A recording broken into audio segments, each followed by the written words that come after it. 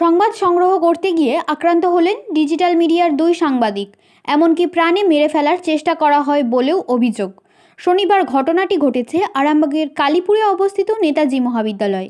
জানা গেছে, আরামবাগের দুই সাংবাদিক সৈয়দ আসিক হোসেন ও তুহিন দাস সূত্র মারফত খবর পেয়ে একটি সংবাদ সংগ্রহের জন্য কলেজে গিয়েছিলেন।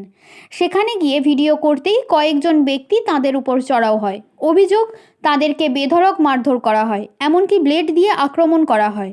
তাদের মোবাইল ফোনগুলি কেড়ে নিয়ে ছবি ও ভিডিও নষ্ট করে দেওয়া হয়, পাশাপাশি ফোনগুলি ভেঙে ফেলা হয়। খবর পেয়ে আরামবাগ থানার পুলিশ কলেজে হাজির হয়ে তাদেরকে আরামবাগ মেডিকেল কলেজ হাসপাতালে নিয়ে যান। এই ঘটনায় ওই সাংবাদিকদের পক্ষ থেকে আরামবাগ থানায় একটি অভিযোগ দায়ের করা হয়েছে। অন্যদিকে এই ঘটনার তীব্র নিন্দা জানিয়েছেন বিভিন্ন রাজনৈতিক নেতারা। পাশাপাশি আরামবাগ জেলা প্রেস ক্লাবের পক্ষ থেকেও এই ঘটনার তীব্র নিন্দা করা হয়েছে এবং দোষীদের অবিলম্বে গ্রেপ্তারের দাবি জানানো হয়েছে। আমরা খবর পাই যে কালীপুর কলেজে প্রিন্সিপালের গেটের রুমে বিক্ষোভ হচ্ছে এবং সেই বিক্ষোভে খবর পেয়ে আমরা যাই, গিয়ে দেখি বিক্ষোভ করছে ওখানে বর্তমানে যারা ছাত্রের রানিং তারই মধ্যে একজন সিভিক পুলিশ রয়েছে, তার নেতৃত্বে বিক্ষোভ হচ্ছে, যার নাম হাসান, কতুলপুরে বাড়ি, সিভিক ভলেন্টিয়ার সিভিকের কাজ করে। সে এখানে এসে প্রায় উত্তপ্ত করে, যাই হোক মানে বিভিন্ন জায়গায় এরকমই কাজকর্ম করে, এর আগেও অভিযোগ শুনেছিলাম। দিয়ে সে তখন আমাদেরকে বেধড়ক মারধর করে এবং ব্লেড থাকে হাতে, লাঠি থাকে, তারপরে বুট ফুট নিয়ে মুখের ওপর সব বেঝটকা মারতে মারতে এবং ব্লেড চালায়, রক্ত বেরিয়ে যায়। আমরা চিৎকার করি, আমাদের ফোন কেড়ে নেয়, ফোন ভেঙে দেয়। দিয়ে তারপরে কেউ তখনও আসেনি। তারপরে কিছুক্ষণ পর কলেজ কর্তৃপক্ষ আসে, তারপরে কোনো রকমে মানে মারা শেষ হয়ে যাওয়ার পর তারপরে আমাদেরকে বস করায় পুলিশ। তারপরে গিয়ে ঘটনাস্থলে গিয়ে আমাদেরকে উদ্ধার করে হাসপাতালে চিকিৎসার জন্য নিয়ে এসেছে। কেন মারলো? আমরা ছবি করছিলাম, ওরা বিক্ষোভ করছে। সাংবাদিকের কাছে বাধা বলতে চাইছো? সাংবাদিককে তো হেনস্থা, মানে ডবল হেনস্থা তো দূরের কথা, তাকে মারধর করেছে নির্মম ভাবে, একেবারে মাটিতে লুটিয়ে পড়ে একের পর একজনকে বেধড়ক মারধর, যেখানে কলেজ ক্যাম্পাস থেকে শুরু করে কলেজের বাইরে পর্যন্ত, এবং ফোন কেড়ে নিয়ে ভেঙে নিয়ে একেবারে যে ব্যবহার করেছে সেটা দেখলে হাড় হিম করার মতো ঘটনা। এই ছবিটা কোথায় আছে? সেই ছবি ওরা ডিলিট করে দিয়েছে, ফোনকে ফরম্যাট করে দিয়েছে, ফোনকে ভেঙে দিয়েছে। ওরা কোনো নমুনা রাখতে চায়নি বলে এই কাণ্ড করেছে ওরা। আর সিভিক ভলেন্টিয়ার যিনি আছে, ওই যে সিভিক পুলিশের কাজ করে, ওর নেতৃত্বে সবটা ঘটছে। শেখ হাসান। উনি কলেজে কি করেন সেটা তো আমিও জানি না, ও প্লাস কন্ডাক্টরি করে। কোনো কিছু ছবি আছে বা আমরা তো আরো হ্যাঁ আছে, ছবি আছে সব, দুই একটা দেখছি, একটা ছবি যদি পাই ম্যানেজ করে আমি দেখি। ফোনগুলো কোথায় আছে? ফোন তারপরে এখন আমার কাছেই ছিল, পুলিশ তারপর ফোনগুলো নিয়ে এসে উদ্ধার করে। সেখানে কিছু ভিডিও আছে? চেষ্টা করছি, কিন্তু ফরম্যাট আর ভেঙে দিয়েছে, তো যদি পাই তাহলে দিতে পারবো, না হলে তো কিছু করার নাই। তোমার নাম? সৈয়দ আসিক হোসেন। আমি একটা আমার চ্যানেলের সাংবাদিক।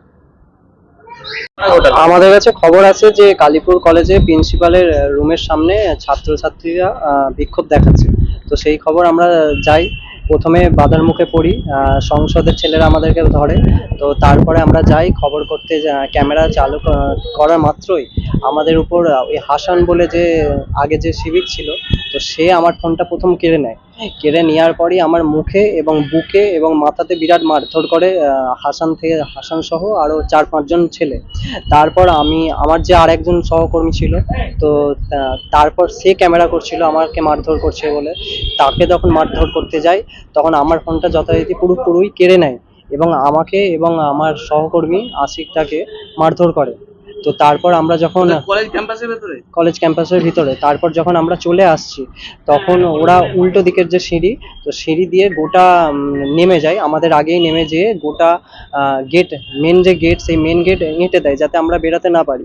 তারপর আমার ফোন তো কেড়েই নিয়েছিল, যখন আমি আমার ফোনের জন্য চাই তখন আমাকে বুটে করে এবং মুখে ঘুষি থেকে আরম্ভ করে বিরাট মারধর করে।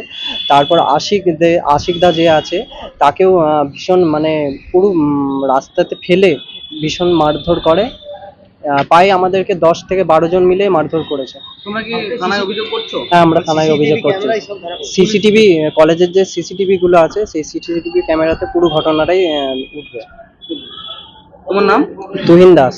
আরামবাগ নেতাজি মহাবিদ্যালয়ে আমাদের আরামবাগ জেলা প্রেস ক্লাবের দুই সাংবাদিক সৈয়দ আসিক হোসেন এবং তুহিন দাস আজ 20 ডিসেম্বর আক্রান্ত হয়। খবর সংক্রান্ত বিষয়ে গিয়ে তারা আক্রান্ত হয়। এই কলেজে গিয়ে যেভাবে কলেজের অধ্যক্ষের গেটের সামনে দুজন সাংবাদিককে বেধড়ক মারধর করা হলো, মাথা ফাটিয়ে দেওয়া হলো, এর তীব্র নিন্দা করছি। আরামবাগ জেলা প্রেস ক্লাব আমাদের সাংবাদিক সদস্যদের পাশে সবসময় আছে। বিষয়টি নিয়ে আমরা আরামবাগ থানার দ্বারস্থ হব এবং দ্রুত যাতে দুষ্কৃতিকারীদের গ্রেপ্তার করা হয় সে বিষয়ে আরামবাগ আইসি, এসডিপিও এবং হুগলি পুলিশের গ্রামীণ সুপারের কাছে আমাদের আবেদন থাকবে। অবিলম্বে দুষ্কৃতিকারীদের গ্রেপ্তার করতে হবে। আরামবাগ জেলা প্রেস ক্লাব নচেত বৃহত্তর আন্দোলনে যাবে। আমাদের মূল বিষয় হলো যে খবর সংক্রান্ত বিষয় গিয়ে কলেজের মধ্যে যেখানে সাংবাদিক আক্রান্ত হচ্ছে সেখানে মানুষের নিরাপত্তা কোথায় থাকবে? আরামবাগ নেতাজি মহাবিদ্যালয়ে তৃণমূল ছাত্র পরিষদের একচ্ছত্র আধিপত্য রয়েছে। সেখানে কলেজের অধ্যক্ষর কাছে তৃণমূল ছাত্র পরিষদের নেতা নেত্রীরা যাচ্ছেন, মানে নবীনবরণ সংক্রান্ত বিষয় নিয়ে ডেট পিছনা বা কোনো কিছু বিষয় নিয়ে তারা একটা বিক্ষোভ দেখাতে বা আবেদন জানাতে যাচ্ছে। তাহলে সেই বিষয়টা যদি প্রকাশ্যে আসে এতে কিসের ভয় আছে? আমাদের বক্তব্য সেই বিষয় তারা বিক্ষোভ দেখাতে পাচ্ছেন অধ্যক্ষর সামনে গিয়ে, আর সেই বিষয়টি প্রকাশ্যে আসলেই যত অপরাধ। আমরা এর তীব্র প্রতিবাদ জানাচ্ছি।